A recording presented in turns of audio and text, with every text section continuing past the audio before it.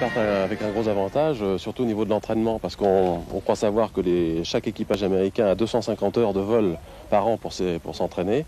Et pour vous donner une comparaison, nous on en a fait 3 pour s'entraîner.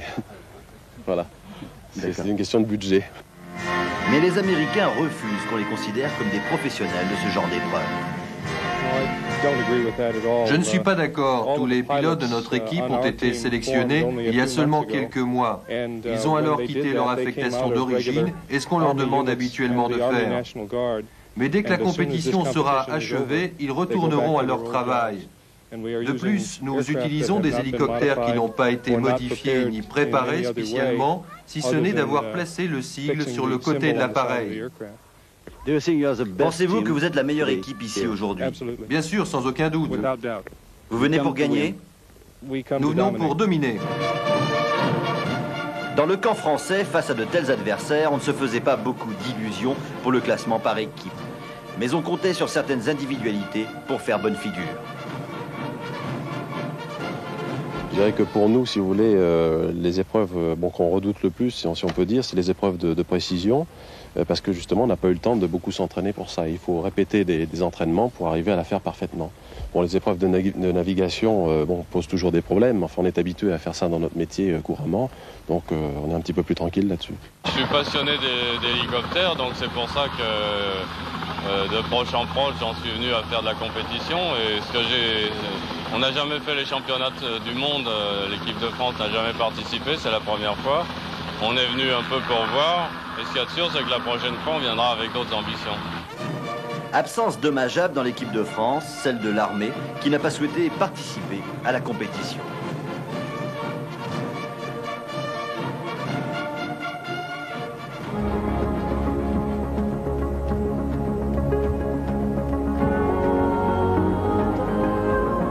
Les 2 premières journées du championnat étaient consacrées à la navigation.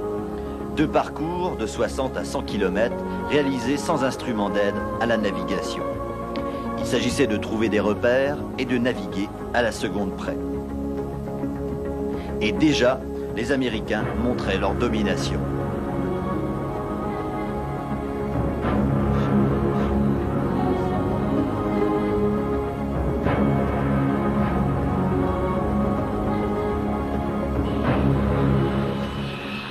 Première épreuve sur l'hippodrome de Chantilly, le vol de précision.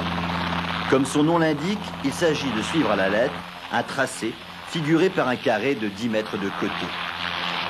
Vol avant pour commencer, suivi d'un tour complet. Un tour qui doit être effectué le plus lentement possible, 15 secondes minimum. On s'en doute parce que c'est plus difficile ainsi. 2 chaînes sont suspendues sous l'appareil, l'une à 1 mètre, l'autre à 3. La plus longue doit toucher constamment le sol, l'autre jamais. Le temps est décompté en pénalité si le vol n'est pas conforme.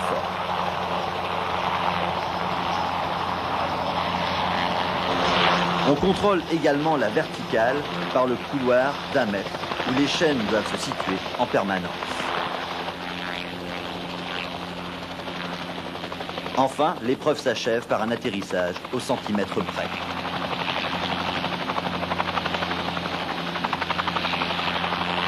C'est vrai que quand on regarde l'événement, ça peut faire un peu Interville, mais ceci dit, l'événement est un peu le résumé de ce qui se passe dans le monde de l'hélicoptère, c'est-à-dire le dépose de charge, les lingues, le ramassage de blessés, l'atterrissage sur des plateformes en mer, et que toutes ces activités hélicoptères ont été mises par des transports de saut, et ça, c'est vrai que ça a l'air Interville. Enfin, c'est pas le but. Il y a un temps imparti pour faire cette épreuve. Et en plus, la difficulté aujourd'hui, c'est le vent qui était un vent arrière. Et on a une difficulté à piloter avec tous les hélicoptères, une grande difficulté à piloter avec le vent arrière. C'est beaucoup plus facile quand on a vent de face. Donc l'épreuve était très difficile aujourd'hui à cause donc de ce problème de vent arrière. En plus, en l'occurrence, le stationnaire et le 360 degrés n'est pas évident non plus, avec un vent quand même qui est assez conséquent aujourd'hui. Alors votre appareil justement équipé de gros flotteurs, est-ce que ça gêne ou pas par rapport aux autres hélicos qu'on a vus? Oui, dans cette épreuve, oui, ça nous gêne, oui. parce que en fait, on manque un peu de puissance déjà sur cet appareil pour faire des épreuves comme ça au effet de sol, enfin à cette altitude et à vitesse zéro. Et en plus, avec les boudins de flotteurs de chaque côté, on arrive à avoir un mauvais effet de sol.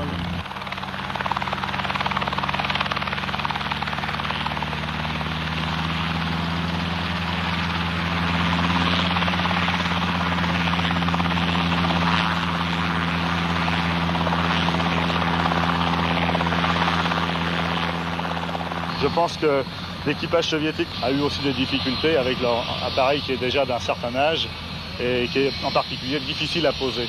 Et pour eux, compte tenu de la nature de l'épreuve, il est impossible de, je dirais, peaufiner l'atterrissage de précision.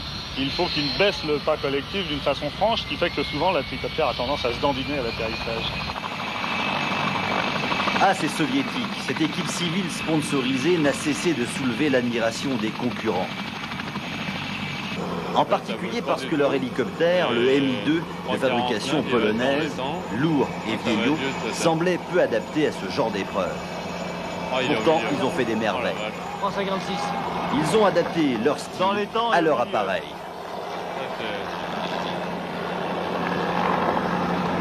Ça, c'est la technique russe qui est assez étonnante, c'est que le pilote ne regarde jamais dehors, tu vois, sa porte est fermée, à l'inverse des Français, des Américains, qui regardent le saut et qui pilotent le saut.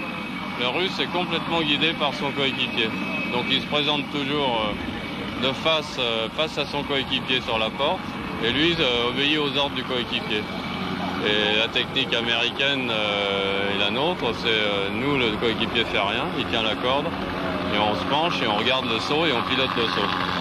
C'est deux techniques complètement différentes et apparemment les Russes, celle des Russes marche bien aussi. Mais je crois que ça doit demander beaucoup plus d'entraînement. Henri Pescarolo illustre cette technique française lors de l'épreuve de slalom. 4 minutes pour passer 12 portes avec, accroché sous l'appareil, un seau d'eau. Il faut aller déposer ce seau sans le vider sur une table ici.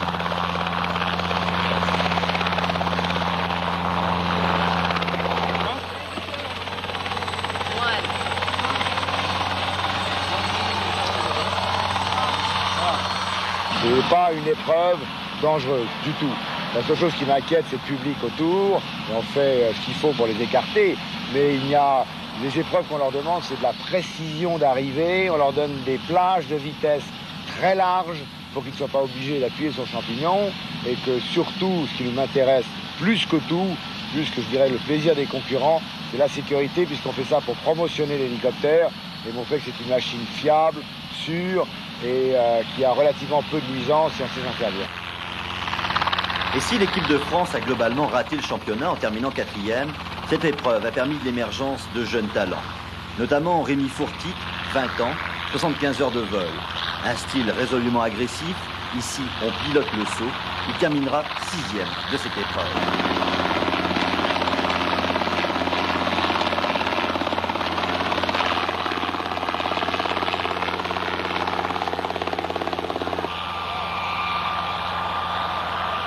Autre révélation, Juliette Boucher. Elle fait jeu égal avec les soviétiques en terminant 9e et pourtant elle n'a pas 18 ans.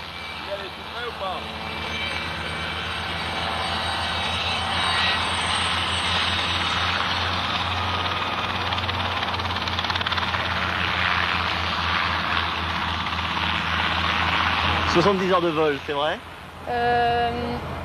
Maintenant, avec les championnats du monde, je vais en avoir 75. Alors justement, pas beaucoup d'entraînement et malgré tout la démonstration, ça veut dire qu'avec un peu plus d'entraînement, vous pouviez figurer bien mieux au classement général?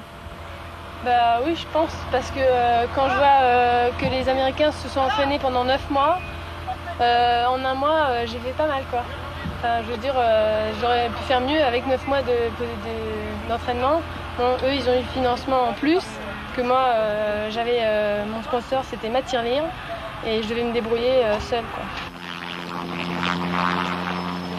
À tout seigneur, tout honneur, terminons par les Américains.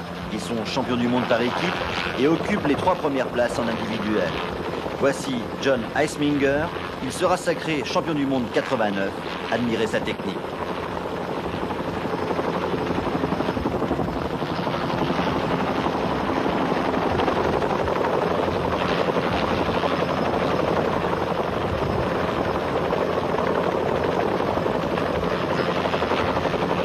Les Américains, comme prévu, ont remporté l'épreuve haut la main, mais pouvait-il en être autrement ?